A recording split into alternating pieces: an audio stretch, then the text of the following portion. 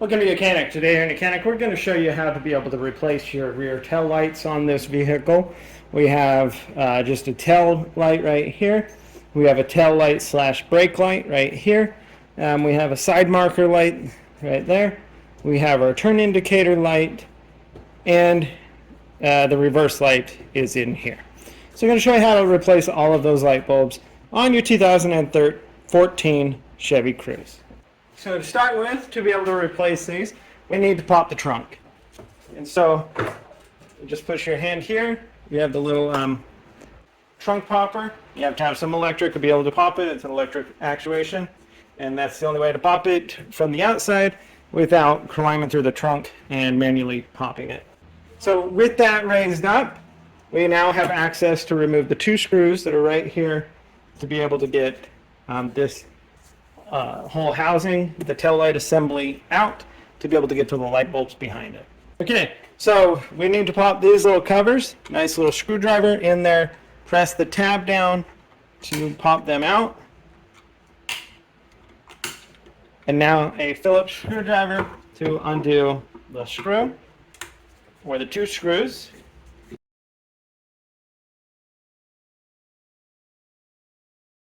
And then with those screws removed, now we need to pull this tail light assembly out so that we gain access to the light bulbs behind it for replacement. So we've got a nice little pry, non-marring pry tool to be able to get in on this side. That's why we work our light out, because it's got a little tab over here that's help holding it on.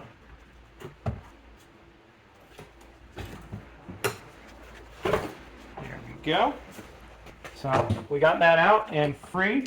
We have a little bit of the molding here that's holding it in, or the weather stripping. And now we have full access to all the lights and their components on the back of the light housing here. So if we're going, we have our reverse light bulb right here. That one. We just turn that a quarter turn to the left, loosen that out, and then be able to get a new light bulb to put in there. This light bulb here is a 921. So you get a new 921 and be able to install that in, just press it in, and then line up the tabs. This can go in really any direction on that one, and turn that your quarter turn clockwise to lock that back into place.